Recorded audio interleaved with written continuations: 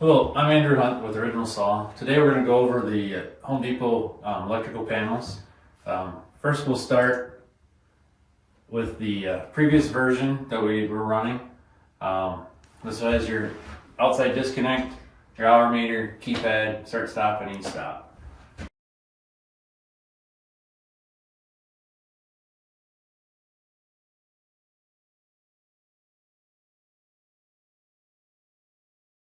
I know one of the things we've had issues with is the techs, when they go to open it, they have to turn it on put a wrench on the disconnect to turn the disconnect on, and they're stripping this out or breaking it. There is another way to do it. If your panel is on, you take a small screwdriver, and on this one there's a little access hole on the side. You push in the button,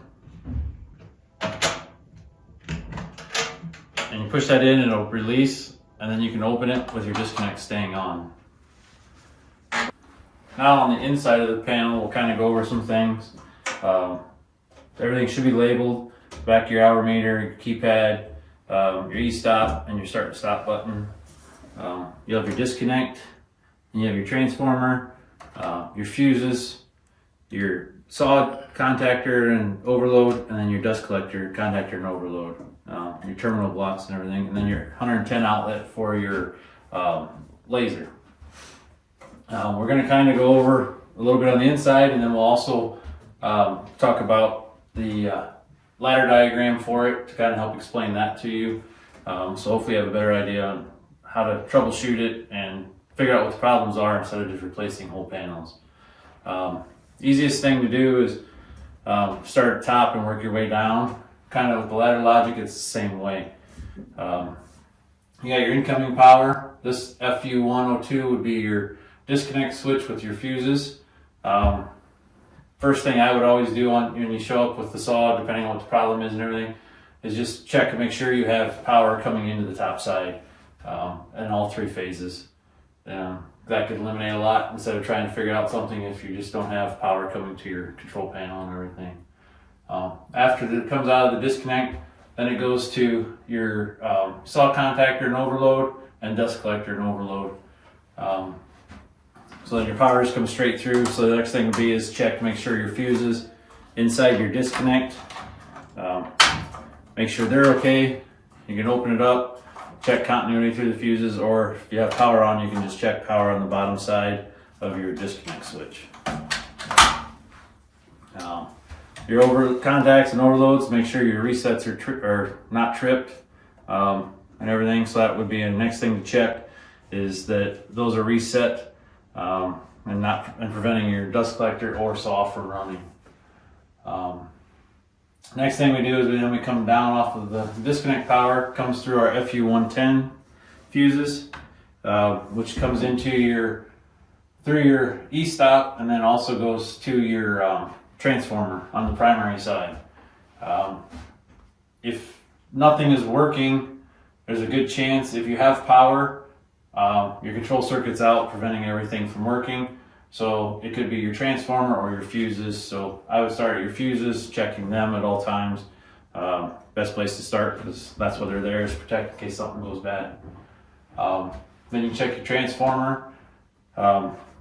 Make sure it's wired properly for the voltage that you're hooked up to. For your primary, this is the main place you got to check for that. You'll be between terminals 1 and 2 for 208, 1 and 3 for 460, and 1 and 7 for 230 volt. If you've checked your fuses, you can check your transformer on the primary side on the top, depending on what your voltage is on which terminals you're going to be on. Make sure you have power going into there. And then also you can check your secondary side of your transformer. 1 and 4 will be for your 110 for your laser, which also then will go through your fuse, FU115, which goes out to your 110 outlet on the side. So if just your laser is not working, you check and make sure your fuses are good, and then also check your transformer on that secondary side. You could have burned out part of the transformer. Then after that, it comes from terminals 1 and 3 of the transformer, which comes down into the black section, which is my low voltage for the controls. So you should have 24 volts AC coming out of the transformer there. between terminals 1 and 3. Then it comes down and goes through fuses FU113 to protect the low voltage side. So check those, make sure if you have power coming out of the transformer, check the fuses, make sure they're good. If not, replace them and then see from there. After it comes out, the way this is broken down now is this is your positive side of your AC, and then this will be your neutral side of your AC circuit to give you your 24 volts AC. Comes out, you're on there, and then it goes through your hour meter to feed power to it, so it'll run. And then this is also a trigger, which will actually start your hour meter to make sure to clock the hours of the saw running. It actually is pulled in off of the dust collector, so as soon as the dust collector runs, or contactor pulls in, it'll close my contact and start my hour meter to actually monitor the hour of usage. Then it comes down, powers up our keypad, just standing 24 volts to the 24 volts AC to the keypad, so it'll work. That is shown by a red light on the front. If you don't have a red light, either your light could be burned out, you could have lost your 24 volts, or your keypad went bad. Then your stop button comes through on the circuit, and it'll break the circuit. Going to your keypad also is another stop. In essence, it's same as a stop, it's just timed out at the 90-second mark. Then your control circuit comes through to your start. So once you press your start, you'll get 24 volts going to your AC coil of your contactor, as long as your overload's good, pulling in your saw contactor, and once that pulls in, it'll close in your auxiliary contact on the saw contactor and keep the saw running until either you hit stop or the keypad times you out. Then also, once you get the keypad activated, your dust collector should start at that time. So that just kind of walks through this.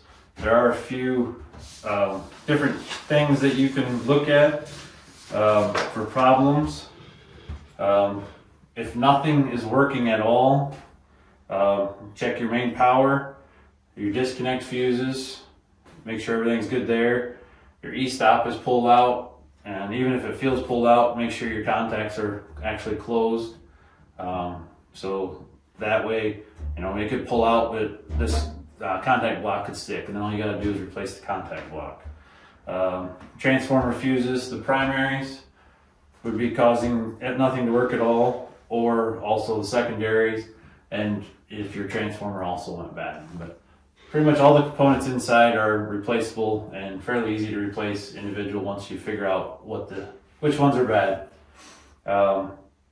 Also then, if your laser doesn't work, but the saw and dust collector work, either you lost your 115 volts on your transformer, your fuses went bad, or either your outlet or your laser went bad. So that would be a simple fix there instead of replacing a whole bunch of parts. If the saw and dust collector will not run, but the laser is on and the hour meter and keypad hour meter is on and the keypad red light is off, then it tells me I have no 24 volts to my control circuit. So you'd want to check your 24 volt fuses or your transformer output to make sure you have proper output. If the saw and dust collector won't run, but the laser and hour meter are on, and the red light is off and doesn't change or is on and doesn't change to green, then chances are there's something going on with your keypad. And there again, that's all the parts we have on stock, so we can ship them out to you guys also. If your dust collector doesn't run, but your saw will, then it's something with either your contactor and overload, or something actually with your dust collector. Same thing with the saw. If the dust collector runs but your saw won't, it is possible that you have a bad start switch not pulling in your contactor, or you actually have a contactor overload is tripped on your saw motor. The other thing you can also do is, once you start, if your saw don't run, you can check your output. Make sure you have your proper voltage coming out on all three phases to see if it's actually a saw motor or dust collector motor, or if it's something in the control circuit. And that pretty much concludes everything on the previous version of our panel.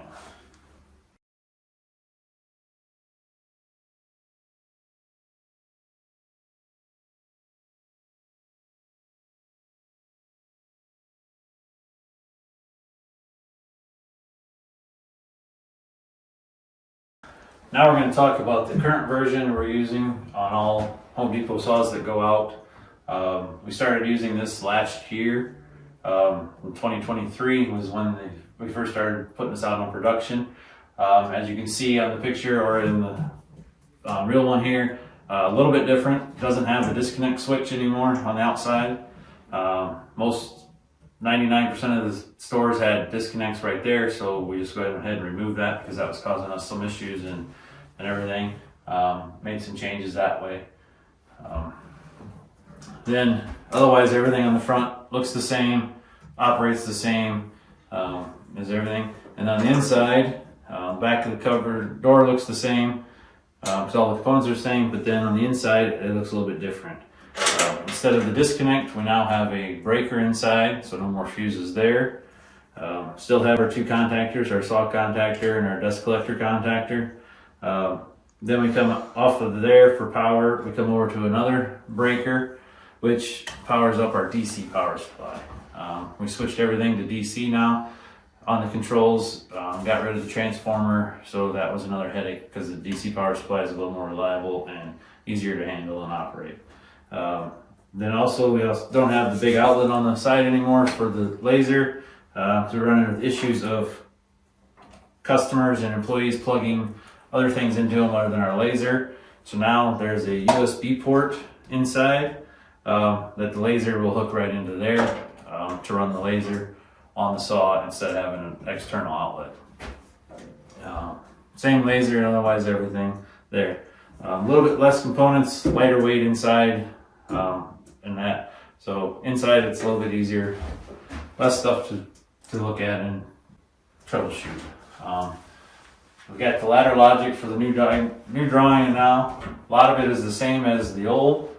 Now instead of your disconnect, you do have a breaker coming up here. Nice thing is if that trips, you just shut it off and then turn it back on and it should reset. Still, you want to check power coming in to make sure you have your proper power on all three legs, and then power coming out of your breaker to make sure there's nothing wrong with your breaker. Then after that, power comes down, comes through your saw contactor and your dust collector contactor and overloads, and then feeds out to those appropriate units. Then power also taps off, like I said, goes to your 2-pole breaker, 2 amp, which will then feed your DC power supply. So that protects the power supply. So if your power supply is not working, check that breaker, make sure it didn't trip, just shut it off, turn it back on, and everything. There is a green light on the power supply. It is a telltale sign if the power supply is working, but there's a possibility that light did burn out and the power supply can still work. So it's not 100%, but it is a good option. You got your incoming power here. So you'll have, depending on your voltage, you'll either have 240 or 480 coming in. Then you should have 24 volts DC going out. So now when you're checking anything after the power supply, you need to make sure your meter is set to 24 volts DC to check that. Then otherwise it's pretty close to the same circuitry. Comes out of the power supply. This time this will be your negative 24 volts. And this is your positive 24 volts. Power comes out, goes right to the e-stop. So the e-stop, our meter picks up its power before.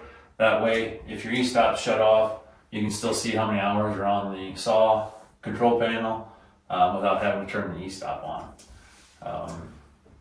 Power comes out of there, goes to your keypad to power it up. Should give you the red light as long as you have your e-stop pulled and your power on and have proper 24 volts DC to your keypad. Your red light will be on telling you're ready to go there. Then you can see there's also a little USB transformer, step down transformer kind of, that steps it down from the 24 volts to the 5 volts that we need for the laser. So if the laser doesn't work, just make sure you have your power 24 volts coming out of your disconnect or your e-stop. You can check this little step down to see if it's working. And if all else fails, if you have a plug-in charger for your cell phone, you can plug that in and see if the laser powers up that way to test, because that's only two things on your laser is pretty much laser or the little power supply. Then like I said, the power will come through your stop like it did on the old, and then through the keypad as another stop. Then once that comes through, power comes through, then on my C1, which will go to my start circuit. Once you turn on your keypad, enter your code on your keypad, it'll start your dust collector at that point. That way your dust collector is running just before your saw starts. Then once you hit start, your saw should start and run. Your light on the start stop switch will also illuminate at that point with your saw running.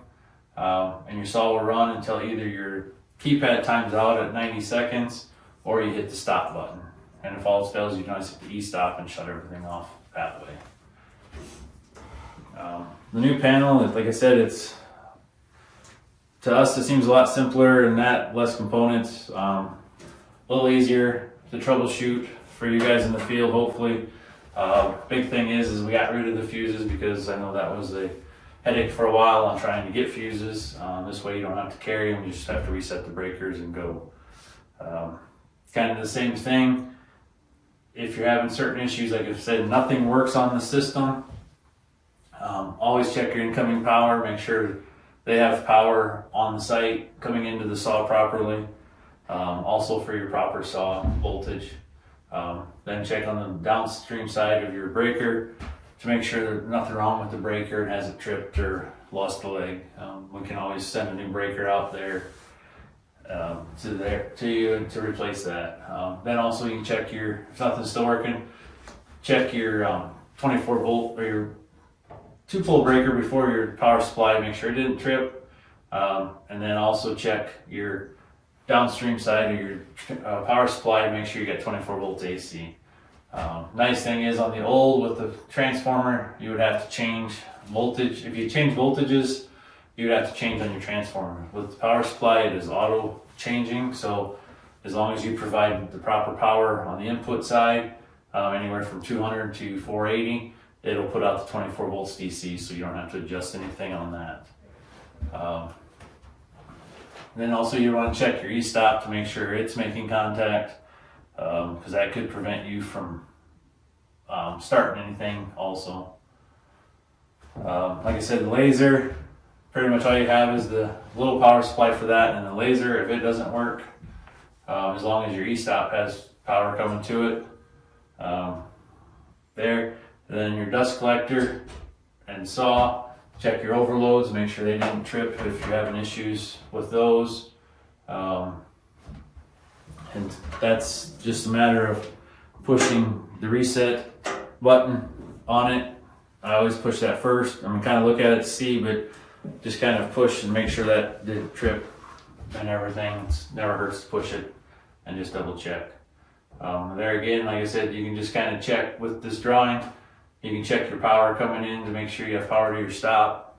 And if you have power coming out of your stop, going to your contactors. So like I said, with the drawing, it should be able to help you troubleshoot everything.